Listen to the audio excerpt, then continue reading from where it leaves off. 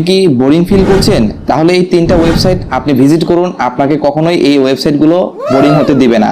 So first of all আপনারা Google Chrome ব্রাউজারে চলে আসবেন। এটা যদি আপনারা কম্পিউটার থেকে করেন সেক্ষেত্রে সবচেয়ে বেশি ভালো হয়, তো মোবাইল থেকেও আপনারা ইজিলি করতে পারছেন। সো এখানে আপনারা ক্রোম ব্রাউজারে চলে আসবেন, আসার পর এখানে সার্চ করবেন oldmap.org লিখে সার্চ করবেন। করার পর দেখতে পাচ্ছেন এই যে সাইটটা চলে আসছে, এখানে জাস্ট আপনারা সিম্পল ট্যাপ করে দিবেন।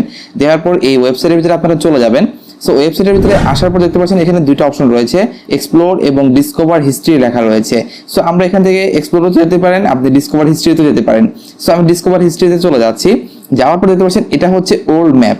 সো এই ম্যাপটার কিছু ইন্টারেস্টিং বিষয় রয়েছে যেটা আপনারা দেখতে পাচ্ছেন উপরে কিন্তু রয়েছে। এখানে দেখতে পাচ্ছেন প্রথমে যদি আমরা ডিসকভারে যাই, ডিসকভারে গেলে আপনি পুরো ম্যাপটা আগে কিরকম ছিল, মানে পুরোনো ম্যাপ কিরকম ছিল সেটা আপনারা দেখতে পারবেন। তারপর যদি আপনারা রিজিয়নে চলে যান, সেখানে দেখতে পারবেন কোন সালে কোন দেশটা কিরকম ছিল সেটা আপনারা এখান থেকে দেখতে পাচ্ছেন, যখন এখানে সাল সহ লেখা আছে।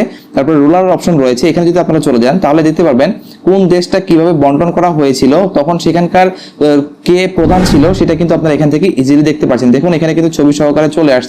ইভেন আপনি যদি এই ছবির উপরে ক্লিক করেন তাহলে কিন্তু সাইডে আপনারা উইকিপিডিয়া পেয়ে যাবেন, যে উইকিপিডিয়ার মাধ্যমে আপনি তথ্যগুলো ইজিলি জেনে যেতে পারবেন। সো এরপরে রয়েছে পিপুল নামের অপশন। পিপুল যদি আপনারা ট্যাপ করেন তাহলে দেখতে পারবেন ওয়ার্ল্ড ওয়াইড কোন দেশে কোন লোক সবচেয়ে বেশি পপুলার ছিল আগের দিনে, সেগুলো কিন্তু আপনারা এখান থেকে ইজিলি নাম সহকারে পেয়ে যাচ্ছেন। তারপর এখানে ব্যাটেলস রয়েছে, এখানে যদি চলে যান তাহলে কোন দেশে যুদ্ধ হয়েছিল, কত সালে যুদ্ধ হয়েছিল, কার সাথে হয়েছিল এবং তাদের কি পরিণতি হয়েছিল সেগুলো কিন্তু এখান থেকে আপনারা ইজিলি দেখে নিতে পারবেন। সো নেক্সট যেটা রয়েছে সেটা হচ্ছে deadshot.io।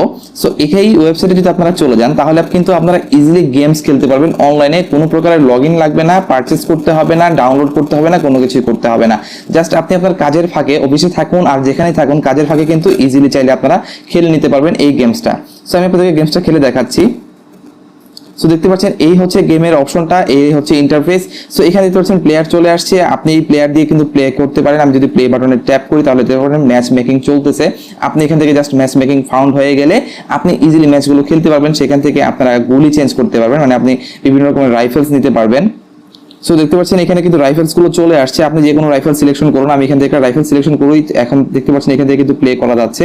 কোনো প্রকারের সাইন আপ করতে হবে না, সাইন ইনও করতে হবে না, জাস্ট আপনি ফিল ফ্রি খেলতে পারবেন। দেখুন এখানে কিন্তু ইজিলি খেলা যাচ্ছে, আপনি চাইলে কিন্তু খেলতে পারেন। দেখুন এখানে কিন্তু ফায়ার করা যাচ্ছে, সবকিছুই করা যায়। আপনি চাইলে কিন্তু খেলে আপনার টাইমটা পাস করতে পারবেন, বোর ফিল করবেন। সো 3 নম্বরে যেটা রয়েছে সেটা হচ্ছে radio.garden। এটা লিখে সার্চ করবেন তাহলে আপনি যে কোনো ওয়ার্ল্ড ওয়াইড যে কোনো জায়গার আপনি প্লে স্টেশন শুনতে পারবেন, মানে রেডিও প্লে স্টেশন। সো এখানে দেখুন একটা প্রেস বাটন চলে আসছে, আমি যদি প্রেস বাটনে ট্যাপ করি তাহলে দেখতে পাচ্ছেন এখানে কিন্তু ঢাকার দিকে নিয়ে আসছে। সো এখানে রেজিস্ট্রেশন যদি আপনি শুনতে চান তাহলে এখানে কিন্তু একটা আইকন চলে আসছে, আপনি এখানে ট্যাপ করেন তাহলে দেখতে পারেন এখান থেকে কিন্তু ইজিলি শোনা যাচ্ছে। সো দেখতে পাচ্ছেন এখানে লোড ফ্রম ঢাকা। আমি আশা করছি আপনারা জিনিসটা শুনতে পারতেছেন। এখানে কিন্তু একদম প্লে স্টেশন আপনারা ইজিলি শুনে ফেলতে পারবেন, আপনার যখন যেটা মনে হচ্ছে আপনি শুনতে পারেন। বা 4 যেটা রয়েছে সেটা হচ্ছে tv.garden। এটা লিখে সার্চ করবেন ওয়েবসাইটে। আপনারা ব্রাউজারে সার্চ করার পর দেখতে পাচ্ছেন এখানে ওয়ার্ল্ড ওয়াইড যত রকমের টিভি চ্যানেলগুলো আছে সেগুলো কিন্তু এখানে চলে আসবে। আপনার যেখানে প্রয়োজন সেখানে আপনি চলে যান। ধরুন আমি এখানে ইউনাইটেড স্টেটে যদি আমি ট্যাপ করি তাহলে দেখতে পারবেন এখান থেকে ইউনাইটেড স্টেটের যতগুলো টিভি চ্যানেল রয়েছে সেগুলো কিন্তু চলে আসছে। আপনি যে কোনো দেশের সিলেকশন করতে পারেন। সো এখান থেকে যদি আমি একটা ট্যাপ করি প্লে করার জন্য, দেখতে পাচ্ছেন এখানে কিন্তু কোনো প্রকারের লগইন করতে হচ্ছে না, পারচেজ করতে হচ্ছে না, কোনো কিছু করা লাগতেছে না। জাস্ট আপনারা ট্যাপ করবেন এবং এখান থেকে কিন্তু অটোমেটিক্যালি এটা চালু হয়ে যাবে। সো এখানে দেখতে পাচ্ছেন এটা কিন্তু টিভি চ্যানেল আপনি এখান থেকে ইজিলি দেখতে পাচ্ছেন। এই ছিল আজকের ভিডিওটি। আশা করছি এই ভিডিওটা আপনাদেরকে খুবই উপকারী দিবে এবং ওয়েবসাইটগুলো আপনাকে কখনোই বোরিং হতে দিবে না। ভিডিওটি ভালো লেগে থাকে তাহলে অবশ্যই একটি লাইক দিয়ে যাবেন। সো দেখা হচ্ছে নেক্সট ভিডিওতে।